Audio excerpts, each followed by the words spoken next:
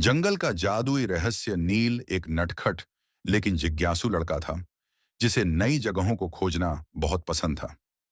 वह अपने गांव के पास बसे घने जंगल के बारे में बहुत सुन चुका था, लेकिन किसी को नहीं पता था कि जंगल के अंदर एक गुप्त जादुई दुनिया छिपी हुई है। एक दिन नील और उसके दोस्त जंगल के किनारे खेल रहे थे। अचानक उसे जमीन में आधा दबा हुआ एक पुराना नक्शा मिला। नक्शे पर एक गुप्त दरवाजे का निशान बना था, जो जंगल के बीचों बीच था।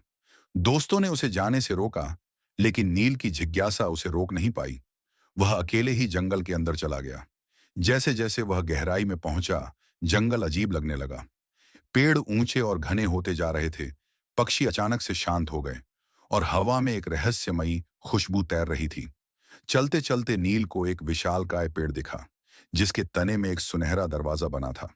नक्शे के अनुसार यही वह जगह थी। नील ने दरवाजे को छुआ और वह अपने आप खुल गया। अंदर घुसते ही वह एक अद्भुत दुनिया में पहुंच गया। एक ऐसी दुनिया जहां पेड़ बातें कर रहे थे, नदी की लहरें गाने गा रही थीं और आसमान में तैरते हुए रंग बिरंगे जीव उड़ रहे थे। ये एक जादुई जंगल था, जिसे बाहरी दुनिया से छुपा कर रखा गया था।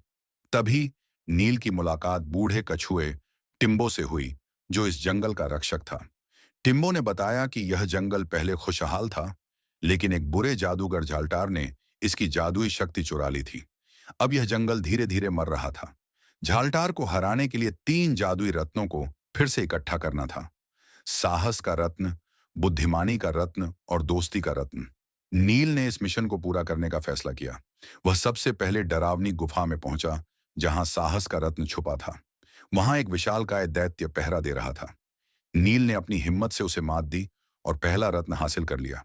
फिर वह बुद्धिमानी के मंदिर पहुंचा, जहां उसे एक जादुई पहेली हल करनी थी। उसने अपनी चतुराई से पहेली हल की और दूसरा रत्न भी ले लिया। अब सिर्फ दोस्ती का रत्न बचा था, जो झालटार के किले में था। नील ने जंगल के जानवरों को एकजुट किया और एक योजना बनाई। सबने मिलकर झालटार के खिलाफ जंग छेड़ दी। जब झालटार अपनी शक्तियों का इस्तेमाल कर रहा था, नील ने तीनों रत्नों को जोड़ दिया। इससे एक शक्तिशाली रोशनी निकली, जिसने झालटार की बुरी शक्तियों को नष्ट कर दिया। जंगल फिर से हरा भरा हो गया। टिम्बो ने नील को धन्यवाद दिया और कहा कि वह अब इस जंगल का सच्चा रक्षक बन गया है। नील को अब घर लौटना था। जादुई दरवाजा फिर से खुला और नील अपने गांव में वापस आ गया। लेकिन इस बार वह पहले से ज्यादा समझदार और बहादुर बन चुका था। हर जगह जादू होता है, बस उसे देखने के लिए सही नजर चाहिए।